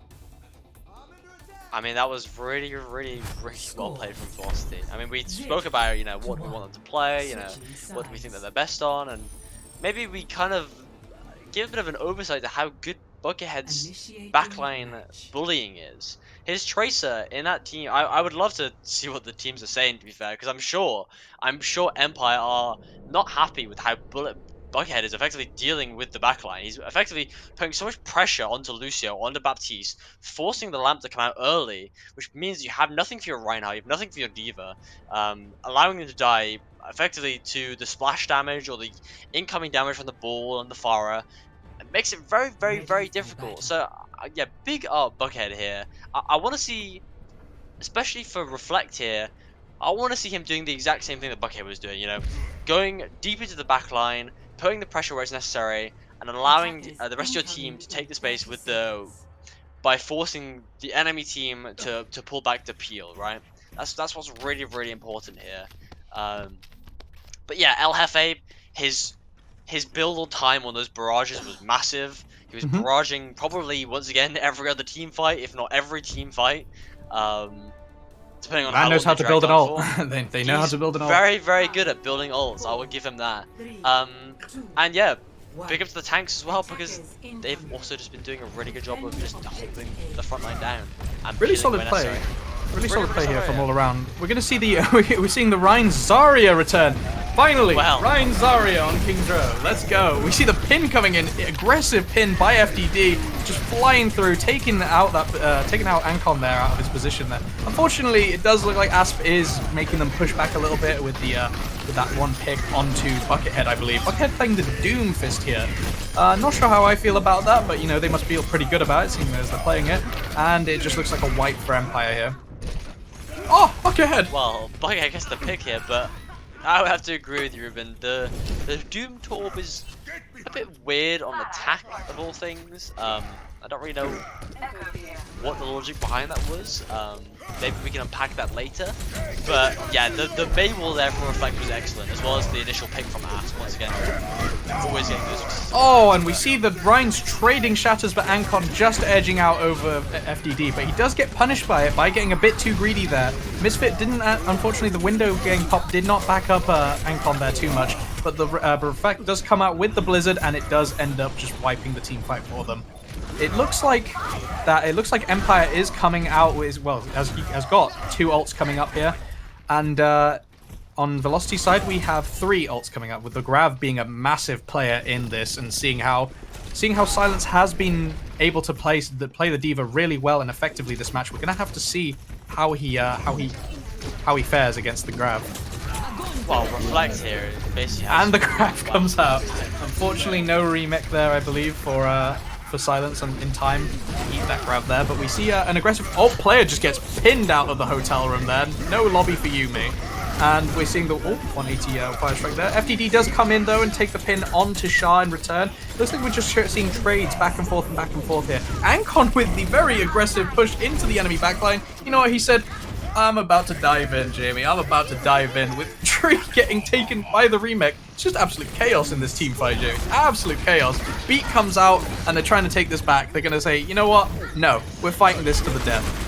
It looks like player is struggling to keep it on the point and keep it real.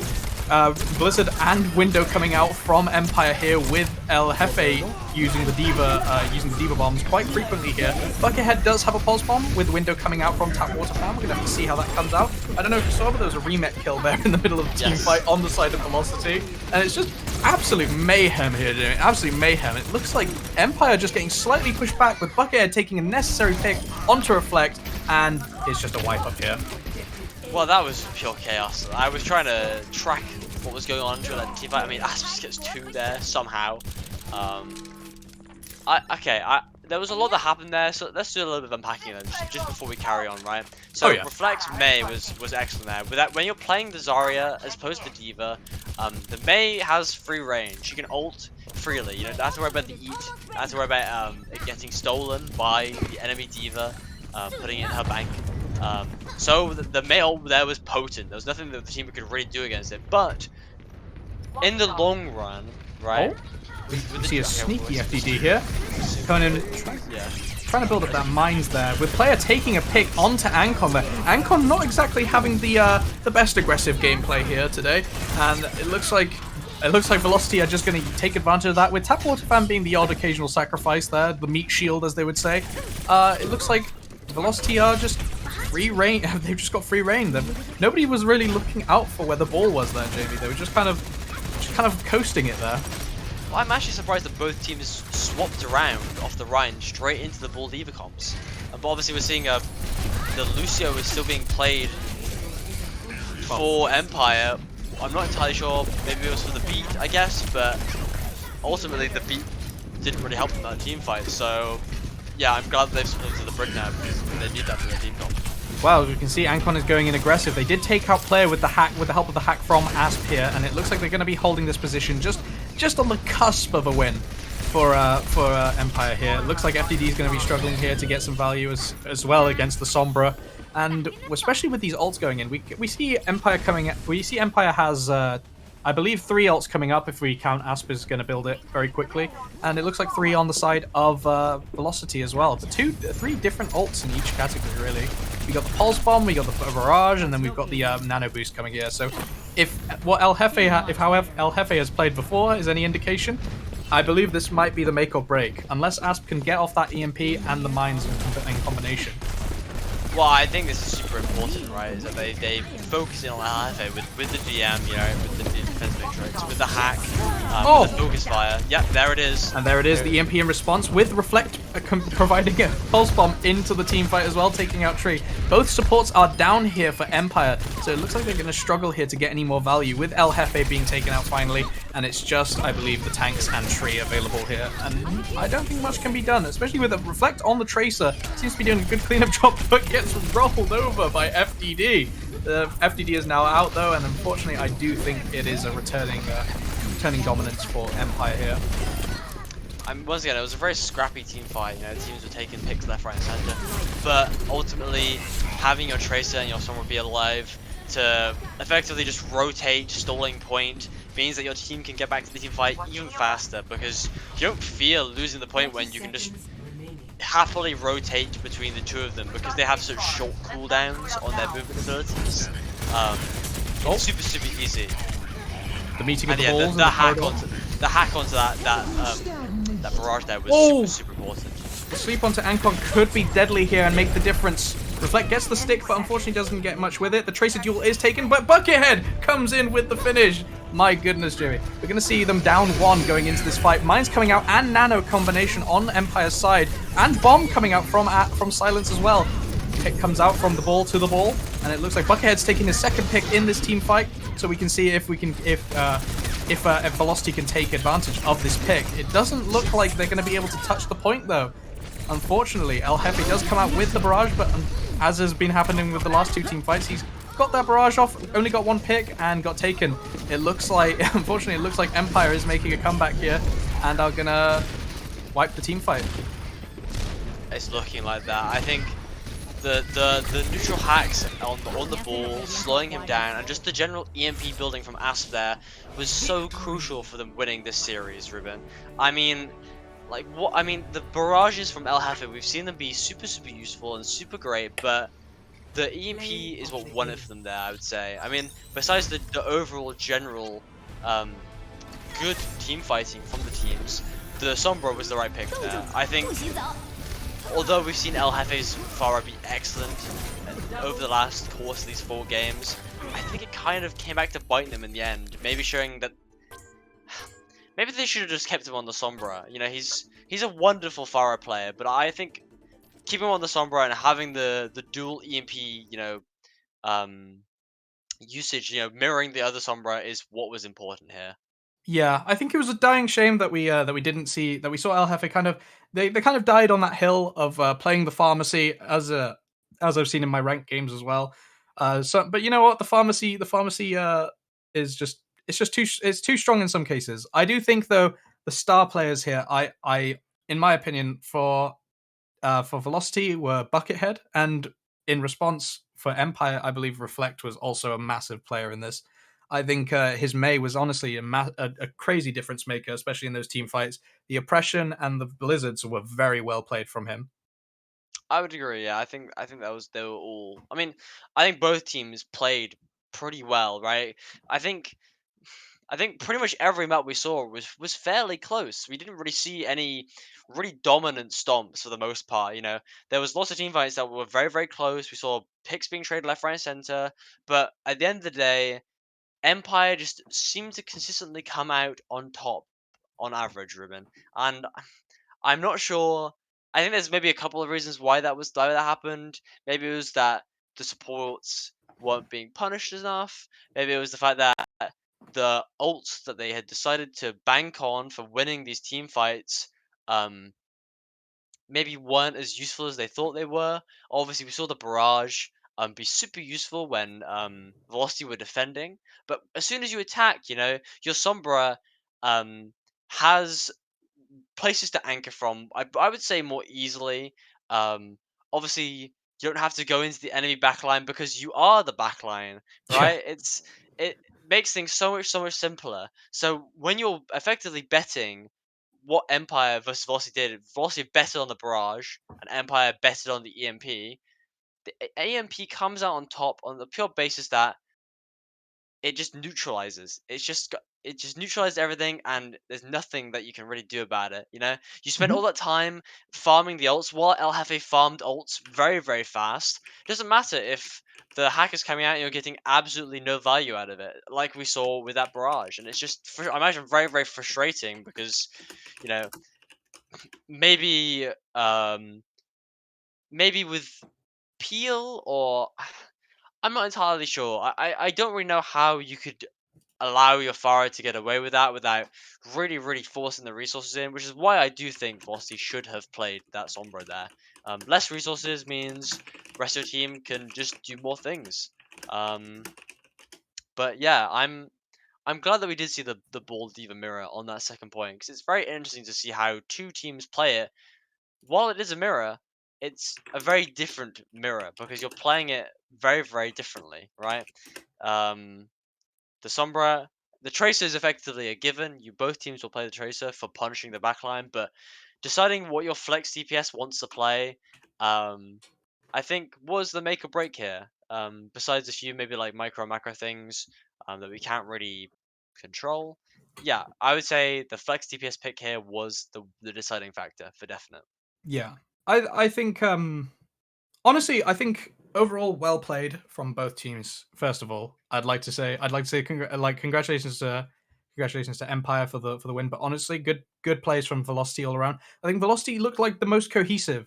Honestly, if I was to make some any references, it kind of looked like Empire was like in a kind of Chengdu situation where they kind of just embraced chaos in some instances. Velocity tried to make unique picks, in El Jefe playing on the Pharah, but I just believe that they didn't really take full advantage of the chaos that they could have. They've tried to play quite a logical play style, but without making as many adjustments to their team comp. I believe what got Empire the win in the end was their willingness to switch and their willingness to just change up the team comp regardless of ult charge and whatnot. They were very in line with getting their ults out there. They were saying, if I want to switch, then okay, fine. If we almost got ult, fine. We're gonna throw these ults out, we're gonna get it done, and then we're gonna switch it up. They were very quick. I mean, I saw Asp on one map switch to like 3 or 4 different heroes, and it honestly, I gotta give them mad props. Mad props. I mean, it can be the crux of your team if the hero swap doesn't really work out, right? Because you sacrifice a great deal of ult charge that you spent time building. Obviously, ults aren't the be-all end-all for team fights, especially in the neutral, as we saw with Asp. On maps like Busan, getting those early picks with headshots with the Cassidy, that is just pure mechanical aim, right? There's no ult involved in that. Obviously, he got high ults later in the map, but you know what allowed that team to win said maps was the neutral game picks. And I think for the most part, Empire played the neutral game slightly better than Velocity. I think Yeah. Velocity had some really, really good plays here and there. I don't want to discredit them at all. I just think I think maybe Empire just knew exactly what they wanted to do with the comp they were picking, even though they were stopping frequently. They knew what they wanted to do with it. They executed it effectively, very, very well, and then just ran with it, right? And Yeah. once you get into that comfortability spot, like we saw, like with the teams, across all formats we saw, teams would get really comfortable on certain points. They get themselves set up. It's hard. It's a hard nut to crack, right? Yeah. But on King's Row, on that last map that we just saw, Empire, they had the rotations great for stalling the point out if they came close to capping. Um, their tracer and their ball was punishing the right people. The supports weren't getting picked out of position, and that honestly was the deciding. But that was what helped them win effectively, I think. But we are kind of just dragging on now. I think actually we do have an interview with the team captain, Misfit, the flexible player for the team. So yeah, I think we're gonna have him pop in potentially now. I have no idea if he's. Just get That's right. join. Yeah, I think we're ready for the interview. Oh, here we go. Here we go. Hello. Oh, Hello. hello, hello. Hi. Hey, how's it going? You alright? Yeah, not bad. You guys are Yeah, Yes, good. we're good. Thank you. Yeah, it was a wonderful game to cast. glad you enjoyed. It was very enjoyable. Well, I'll start out by saying so what do you reckon was the advantage that you had personally, like in terms of a micro gameplay standpoint? Well, we knew going into this that just like SR wise and stability wise, we're roll for roll probably better. But I think it just came down to like our tempo control, just control, because I felt like we controlled the maps very well, like tempo wise and like teamwork wise. I just feel like we're just a step ahead of them. Mm. I'd That's agree fair. completely. Yeah. Do you think there's anything you could do better in the future? I mean, there's a lot of things we should have done better, but I don't know. Like, we just need to be just need to be quicker with things and like make sure our comms are always flowing and stuff like that. But I think as a whole we played pretty well. Obviously, we recently have been struggling a little bit in previous matches and scrims and whatever. But we really turned it around today. I'm proud of the boys. So That's good I stuff. mean, That's good stuff. you guys played excellent. I want to ask you about your team comp choices. So obviously you guys decided to come out on, I would say, a more standard meta affair. Like, you guys didn't really, obviously we saw Velocity like play some kind of not wacky, but like they played stuff that I it's FTD, personally, it's expected, yeah, yeah, you wouldn't really see stuff like that played in general meta. How did you go about dealing with the Pharah picks and the Mercy picks in your mind? Like, because obviously we saw you swap to things to deal with it, but yeah. how did you guys? Why did you guys pick the things you did, and what was your kind of thought process for doing so? So on the Kings Row match when they came out on the ball come with the Farah, we really struggled on attack. So our original plan was just to play how we play and just outwork them teamwork wise. But obviously the Farah just seemed to be too much, so we discussed it in the little round break and came up with a comp to like counter their Farah pick, which seemed to work quite nicely. So Yeah, It the did, Zora yeah. pick was excellent there. Yeah. Worked out in the end. So quick question. So who do you think? Who do you personally think was the MVP on each team? from our team, I don't know. I don't know. Everyone played really well. I think. I want to put a special mention to Ancon because he was carrying on the main tank. I'm not gonna lie. But on their team, honestly, they all play really well. I thought FTD played really well. I thought Bucket was harassing me the entire game. So like, yeah, Bucket especially on their team was playing really well. But yeah, I think everyone in general played particularly well. But if I had to give one from each team, it'd probably be Ancon and Bucket. Yeah, honestly, respectable plays from both. Yeah, I think the Ancon definitely showed his chops on the Reinhardt on the map there. I think Oh yeah, he's different. I definitely think that, yeah, there was an unfortunate difference there. I mean, I don't know how many more questions you have to ask, Ruben, but yeah, I mean, I think I'm thank satisfied, I honestly. think we're satisfied. Yeah, thank you for the interview, and No worries, man. No worries. yeah, well done on winning. Yeah, Cheers, man. Thanks for having me. Thanks for having me. No thanks, mate, worries. and good luck in the Cheers. future. Thank you. You too. Bye bye. Take Bye care. bye. That's it. Well, that was really good insight into the way the team plays. We like doing the interviews because it's like it just gets us a chance to kind of go into the minds of the players and actually see what they're, because to an extent there is a similar philosophy amongst all players, which is to win. But it's nice to see how you can take that mindset and go and just change it up a little bit, because every individual has their own ideas of winning. Of course, yeah. I mean, how teams handle stuff like tilt, com clutter, things that plague, probably newer teams more than others, but even like the best teams still get plagued with these problems, right? You still have like issues here and there. And hearing about how, especially the team captain decides to allocate certain resources to their team about how you want to handle things is always really, really interesting, because the behind the scenes is always, especially in tier one Overwatch, and even all the way down here in the lower tiers of not contenders but like tier three. Yeah, it's important to understand what the players go through and why they do it, and we always get that from doing interviews. So I think we're gonna wrap it up here. I think we're going to be signing off. I think we are, yeah. I think Yeah. that's unfortunately my bladder is absolutely think bursting. I think too much Overwatch gameplay and too much gamer juice, too much Yes, too yeah. much gamer juice, water. It's the ultimate gamer juice right there. Gotta stay But hydrated. Gotta stay hydrated. yeah, but before we go, we'd just like to say a big thank you to the opportunity from 2EZ. We're not very experienced casters, so thank you for putting up with us and our running commentary. Appreciate appreciate the persistence, and yeah, thank you to you guys for tuning in, and thank you to both teams and the production team. Yeah, for being involved. yeah, thank you to the staff and everyone that helped us get through this. So yeah, I guess we'll wrap up here. Thank you all for watching. Hope you enjoyed the games, and we'll see you for the next set of matches. For the Too Easy Showcase tournament. We will. All right then. care. Take care, guys. Bye bye. Bye. Bye bye.